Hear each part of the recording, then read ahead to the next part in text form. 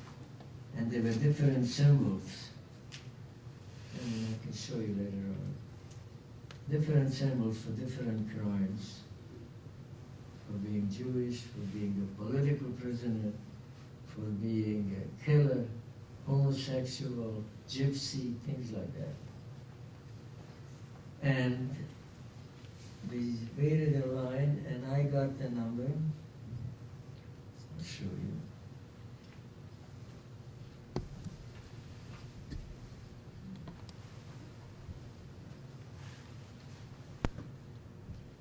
A7705. My father's number was 7706, so I thought surely we'll be together. It didn't work out like that. If you had two brothers or you had a family, they tried to split you up, to make you as vulnerable as possible. And sure enough, they sent me off to a camp called Auschwitz, which was a coal mine camp. My job as a young boy was to go to the coal mine, and when they bring up coal on conveyor belts, it has a lot of rocks. And the boys, our barracks, had to pick out the rocks and let the coal go further up. So that was our job. In the meantime, there were a lot of rumors going on that the war would end soon. The Germans got beaten at Stalingrad, and they were retreating. In the meantime, they took over 99% of whatever they could steal and gather up, artwork, jewelry. The people that they put into the crematorium, there was a Sonderkommando group.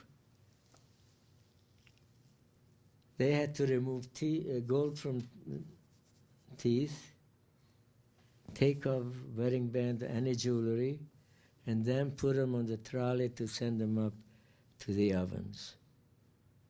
And that was their job, and it only lasted about 3 months.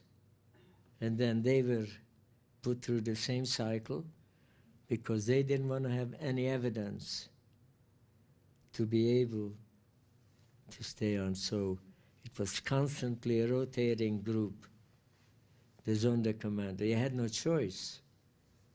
If they assigned you, that was, you know, your ultimate end. We were struggling a long time there, trying to stay strong. And at one time, the Germans went ahead and invited the Swiss Red Cross. So they made our barracks to clean up for 2 days, the beds, everything else. And they gave us a card, and you're going to write to your family, and we're going to mail it, that you are in good health, and you are waiting for the day to go home. The Swiss group came around, they walked through, they weren't able to talk to us or the prisoners. And as soon as they left, back to the old routine. They took all the cards, tore them apart. Nothing what they promised you was happening. And word and throughout the world, I believe, went around because there were some people who were working in attaché embassies. Some of them, they were able to travel. They came to London, they came to America, they went to other countries that were not affected by the occupation, and they told them the story, what was happening. It didn't mean one thing. The world just looked away. It's not my job. Unfortunately, you have it today too. When you have episodes of human beings sacrificed the way they have been, nobody wants to know. Everybody has tunnel vision. One country said, no, we don't need any more because we don't know how they are, who they are, things like that. Any excuse that anybody can think of was passed around. And those are facts written by people in governments, and that can be found today. I'm not the one who, I'm just telling you what I read about.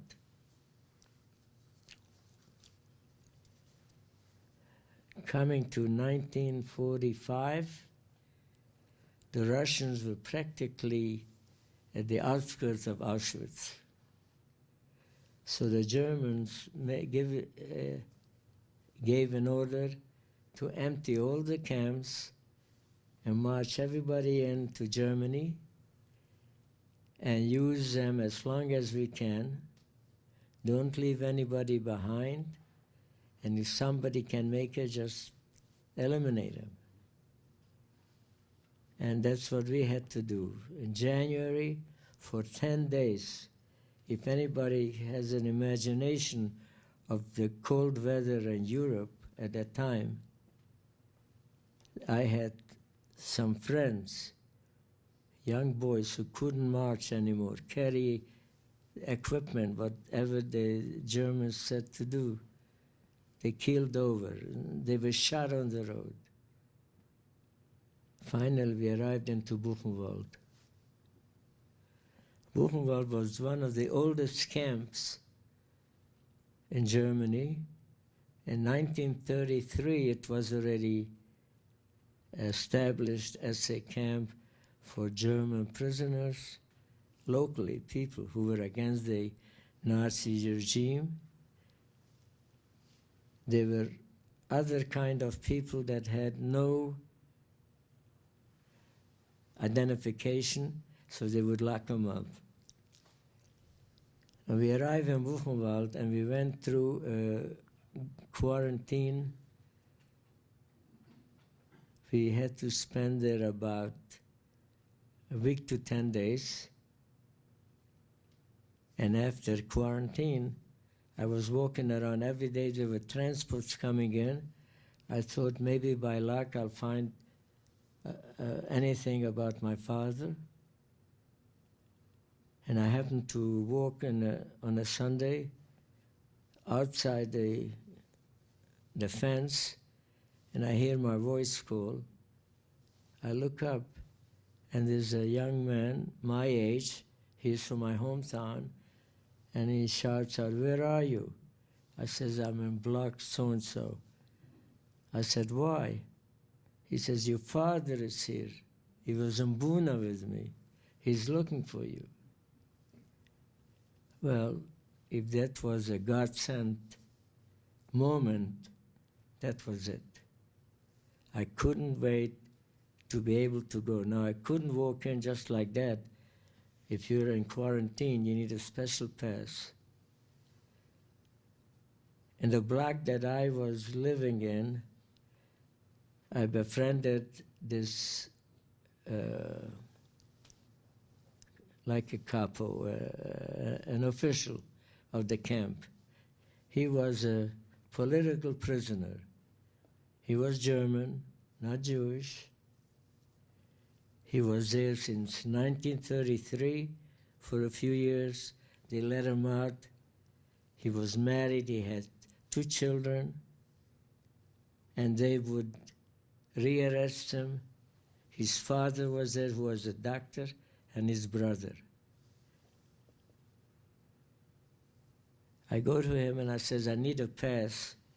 I understand my father is in block 59, gives me a pass."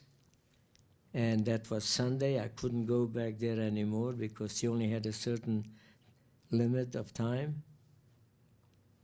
I went ahead and asked him, could I go the next? He says, yes, you can go tomorrow at lunch break. So I didn't drink my coffee, I didn't eat my bread and the soup that day. And I went out to look for my dad. Now the barracks was like a block long, thousands of people. I looked around, I thought I'll see somebody that looks familiar and ask. Finally, I came back across a man that was from my hometown, and I said, do you know where Abby Weiner is? Oh yeah, they're in the back. We just got in and they're cutting hair. And so I started walking, and I was wanted to go, and I didn't want to go because I saw the people, how they looked. You know, the nickname for skinny people was Musulman, skin and bones. So I remember my father, who was a great guy, survived the First World War. He walked home practically from Siberia he promised his mother he's going to be back. I come about the distance from here to there, he's on the chair facing the other way, and the man is lathering him up, and so I go around and I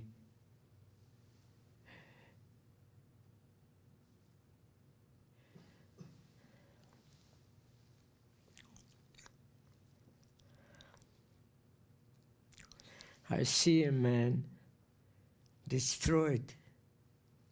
His legs were frozen from marching, lost half of his weight, and that was a very bad symbol, because if you lost weight and you were slim and so forth, you didn't last long, because the Germans knew you couldn't work and produce for them.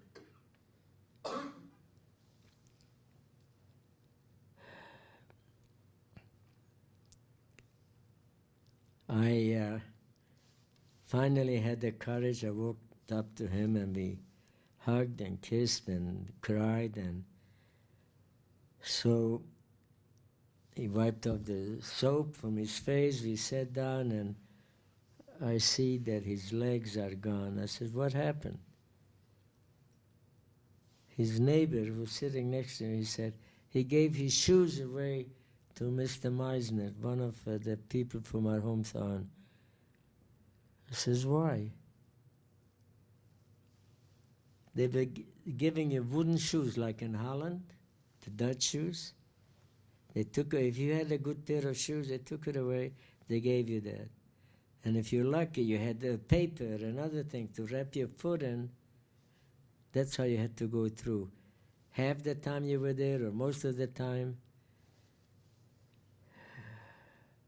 So we sat down, I started talking to him and asked him where he was. He tells me he was in this Kambuna, and that was an industrial camp. They were making artificial rubber and doing other things, and life was very tough there. And I said, don't worry, I'm going to try to get you out of here. So after our meeting, I had to leave. I went to this Aro, and I said, Aro, you got to do me a favor. My father's legs are frozen. You got to get him into the hospital. Your father is there, your brother. He says, you don't want him to go to the hospital. In his condition, he wouldn't last 2 hours. They would wheel him out, and that was it. He says, but I'll give you medication. Gave me ointments, bandages, and other things. I go back the next day, on Tuesday, and I said, eat what I brought you. No, I'll wait till later, I'll wait. Anyway, he started telling me, I just want you to remember that you have an uncle in America. He went there in the early 1900s. His name is Sam Lebovich, and if we survive, I says, don't talk like that. I knew what he was driving at. Because I knew my father, I understood when he was trying to tell me something with a moral, anything that was meaningful, and then I would cry and so forth, that eventually I said, don't talk like that. You'll be okay, you'll see. Later on, when you get out of quarantine, I'll take care of you and things like that. I come back the next day, that's Wednesday. His neighbor comes to me and he says, when you bring food for your father, make sure he eats it while you're here. I says, why? He put bread under the head and the pillow, and during the night they beat him up to steal it. So I was so burnt up, I said, who was it? Who was it? It doesn't matter. And that day was very tough for me.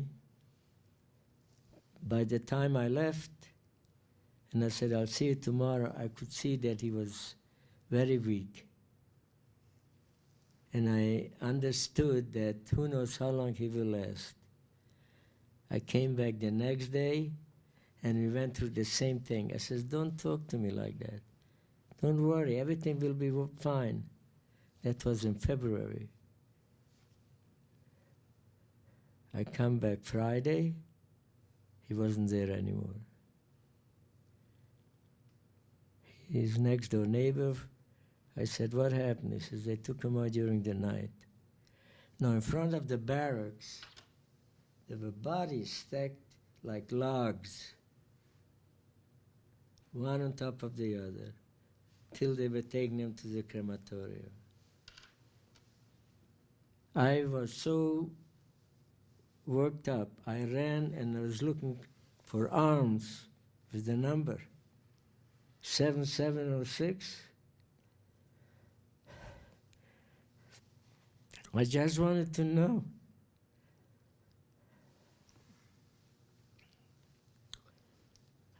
I didn't see his there. If I did, I must have missed it.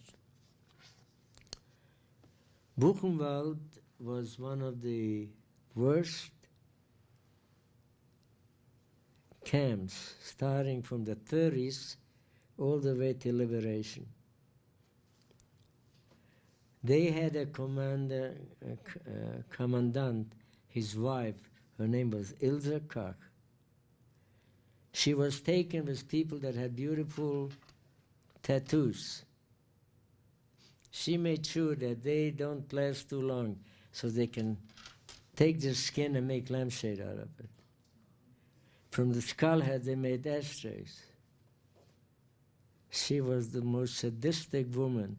And her husband, who was the commandant of camp, later on, after the war, they finally tracked him down and they found her and they executed her. But I just mentioned of what sadistic bestiality people possess. I wonder sometimes what makes them feel like that. It's only because of hate. There were Jews who didn't do anything. They were political objectives. They didn't do anything. Anything that they could pick on, they did. They made sure that they gathered all the anything of value. When they emptied us out at home and we were marching to the ghetto, we had neighbors for years. They were laughing and clapping. Oh, I'm going to go into the house and I'm going to take it. Couldn't wait. Is that normal? Is that a neighbor that is worth having as a neighbor? They were selfish and filled with hate. And today you have people that point kids in school. If he is of a different belief, or if he is a different color, or if he is or she is a different makeup of a person, you don't go and point to them that you are different than me, or is it your problem, are you the cause of everything? You say to yourself, what kind of world are we living in? But it's happening. Unfortunately, here I just want to read you one quote when Eisenhower came to Buchenwald the next day after liberation.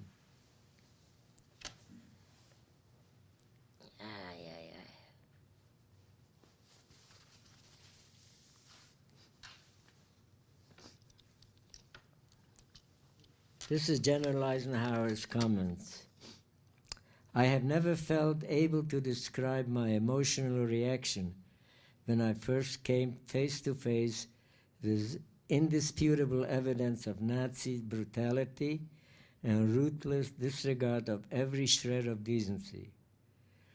I visited every nook and cranny of the camp because I felt it my duty to be in a position from then on to testify at first hand about these things in case there ever grew up at home the belief or assumption that stories of Nazi brutality were just propaganda. That General Eisenhower, April 12th, the day that President Roosevelt died. And this is a quote that I like very much. There was a Protestant pastor by the name of Martin Niemöller who said, first they came for the socialist, and I did not speak out because I was not a socialist. Then they came for the trade unionists, and I didn't speak out because I was not a trade unionist. Then they came for the Jews, and they did not speak out because I was not a Jew. They came for me. There was nobody left to speak out. That is one of the best comments that I read in all the books that I did research on. I brought some pictures, if anybody would like to see. I have Auschwitz, the gate when you come in. I don't know if somebody wants to, or I can show it afterwards. And I have from Buchenwald. And if anybody has any questions, I would like to. Yeah, this is Auschwitz.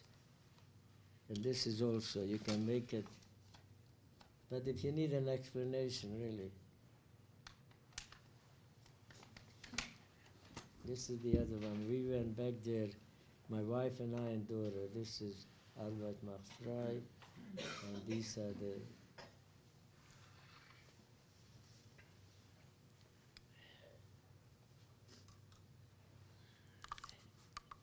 Yes? How and when did you get to America? Oh, yeah. After liberation, I went to live with this Otto Exinger, who was the prisoner, and we went to Würzburg.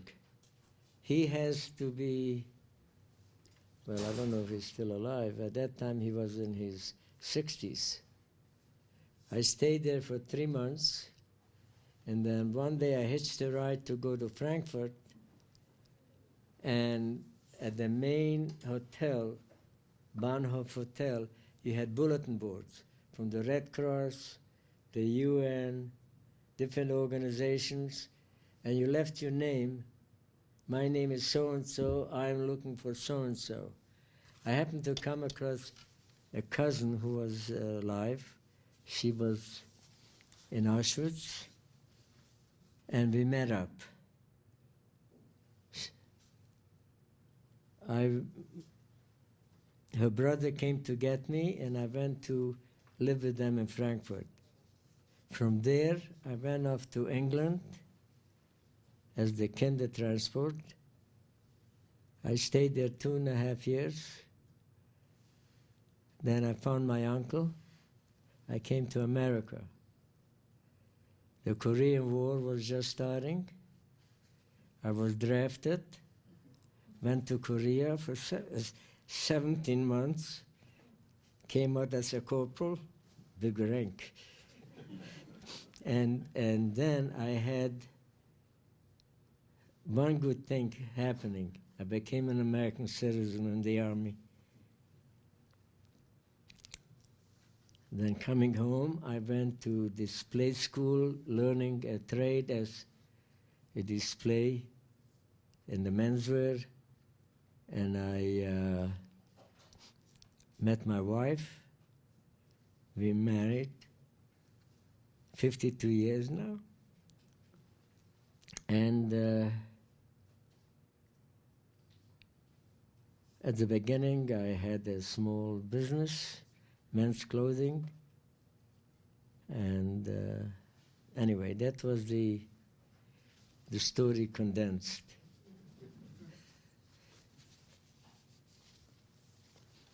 Yes, ma'am. Am I to assume that your mother died there? The first night we arrived there, No. Am I to assume that your mother died there? right. Oh, okay. The first night they separated them, and they marched them through. And I asked somebody, "Do you know what happened?" He says, "You see that chimney? They went through the chimney." And that was it. They didn't even have a chance of catching the breath of air. What happened to thousands? There were approximately, there were over 6 million people who died. Out of that was 1 million and some children. There were these doctors who were experimenting. If they saw a woman pregnant, some of them they said go left, some of them they kept. And they tried to do medical procedures. They took young babies and experimented on them because they wanted to make sure that everybody is blonde, blue-eyed, and so forth. Out of, I don't know from what imagination they cooked up that deal, but they couldn't care less because human life to them didn't mean a thing. Had no value.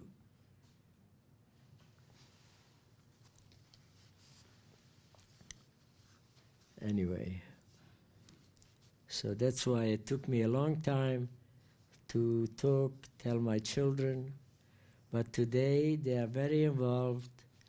They know what can happen, and they have many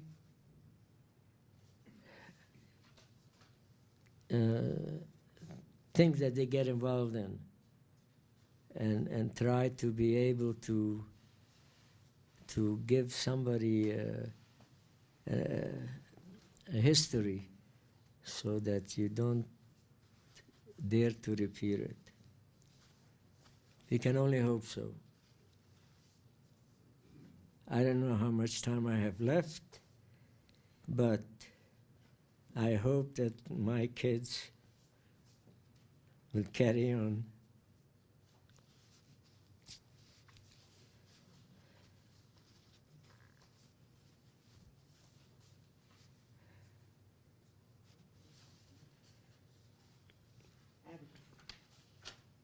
Yes, ma'am.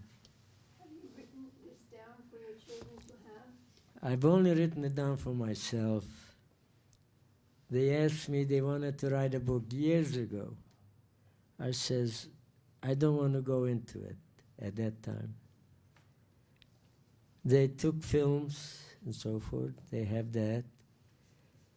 And hopefully there'll be enough there to tell my story.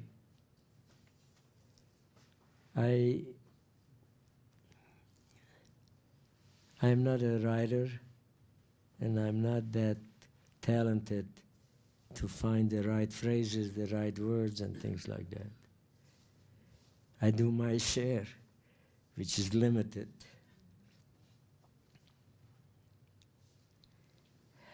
I only hope that people will, if they read a paper or they hear something going on, try to speak up.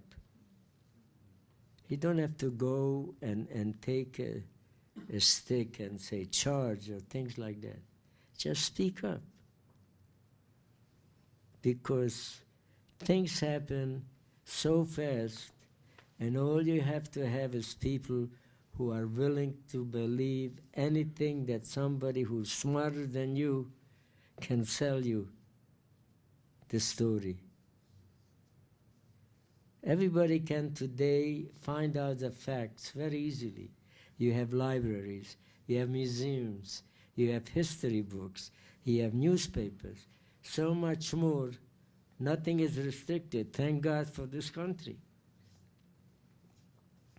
But when you have people and say, oh yeah, you're right. Like I listen to these political climates now, and I hear people talking, these candidates. It's a shame to have to, only in a free country can you do that. Thank God for that. Yes, sir. And mentioned the Sonar Commandos, the ones who got gold from the chief before. Right, their job was, German they were? no, they were prisoners, Jewish prisoners? Jewish prisoners. Okay, you mentioned every 3 months they were placed. They were recycled Okay. because the Germans just didn't want to lose. They had so much gaining. I mean, they had to go through, I mean, I didn't go into all the little details what went on because it's not really on a morning discussion. But they had specialized people that did the research to the point of whatever we can get. You ever see hair from women? You go there, you see a hop-sacking fabric made. You mentioned recycled, you mean they were killed or? Yeah, sure. Okay. They knew that Okay.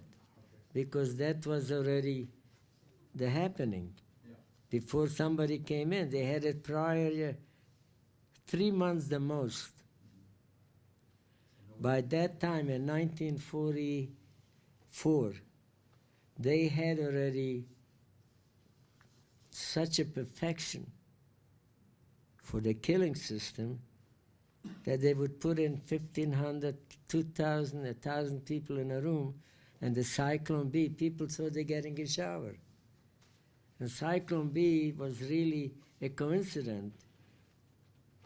The chemists who developed it, they called them to Berlin, and they had a meeting in Wannsee in Germany, it's near Berlin, to finalize all the planning that they intend to have.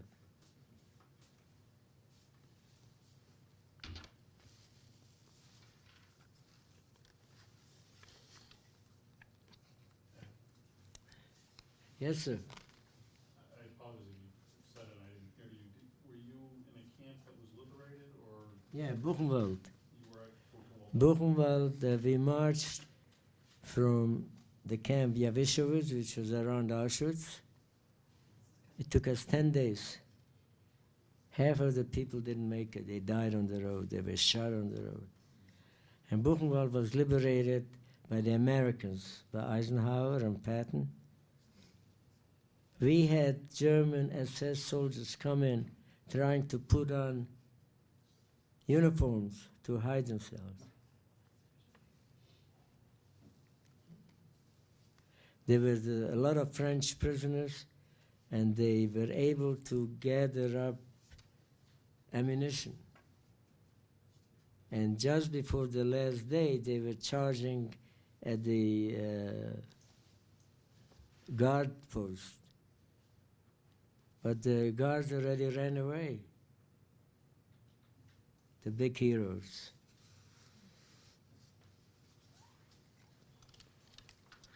Yes? Oh, yeah. When I sit sometimes at home, I might as well tell you now. My wife says, "What are you thinking about? You're looking into space."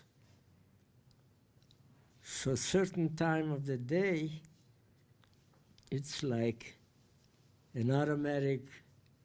So I think about it, I remember it's like vividly as most of us. I mean, if anybody had a certain amount of time taken away from their lives, you just don't erase it and say that it's from now on, it's everything is hunky-dory. I'm not going to think. I think about my parents practically every day. Any brothers or sisters? No, I was an only child. Yes, ma'am. I was gonna ask that same question, if you were an only child. Yeah, I was the only child. Did you lose, other family members, grandparents? Oh, sure. or- We had my father's mother, my grandmother. She was a widow at an early age. She lived with us until she passed away in the middle 30s, 36, 37. That's how people lived in Europe. My aunts lived down this block, the next house. If somebody lived in another town and it was a different territory, you couldn't go there because you had to have special papers to get like a passport. And during the war, the police controlled everything. If you wanted to go to the next village, my father sometimes had to deliver some leather goods because the people, the ones who grew up there, they used to make their own moccasins. They would take a piece of leather, fold the corner, and with leather straps, and then they would wrap it around their foot. There are pictures in the museum. Greeks were the same thing, the old-timers. Then in the 30s, you had a lot of innovations. You had Bata, the shoe company in Czechoslovakia, and people used to, prior to that, everything was custom-made. They were tradesmen who, that's how they made a living. Tailoring. You very rarely bought a ready-made suit. Here, I'll show you, where is my...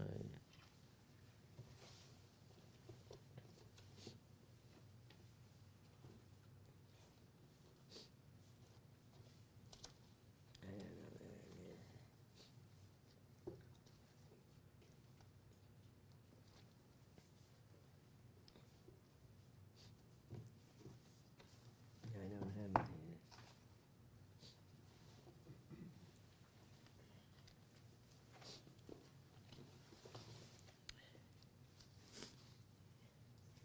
Does anyone have any more questions? This was my mother, father, and me. It's a 9-year-old boy.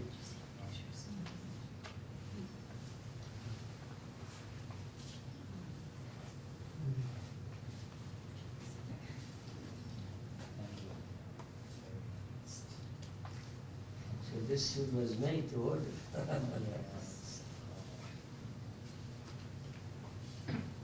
Here is Elie Wiesel. This is my son and my wife.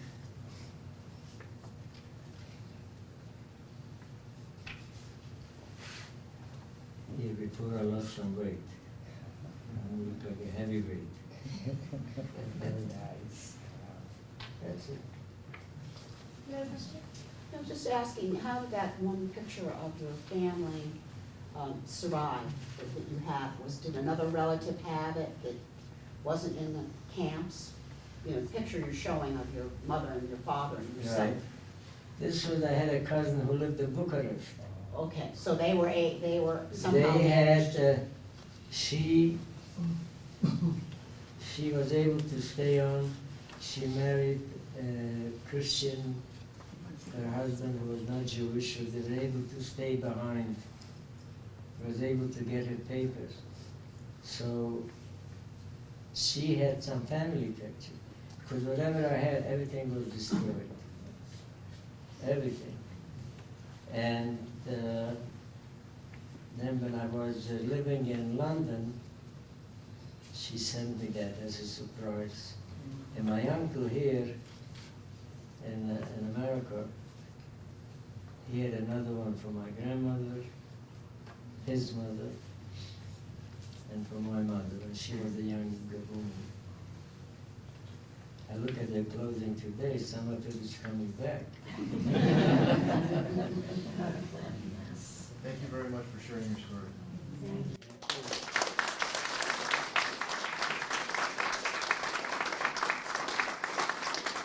I tell you, when I see people who pay attention, I don't expect them to live that day in and day out. But once in a while, just think about it. I've accomplished a lot because I have faith in human beings, because there are people who know the difference in right and wrong. And there are more of the people who know right than the others. The scale is the other way. So I want to thank you for being patient with my English and with my story, that it's not always written by Shakespeare.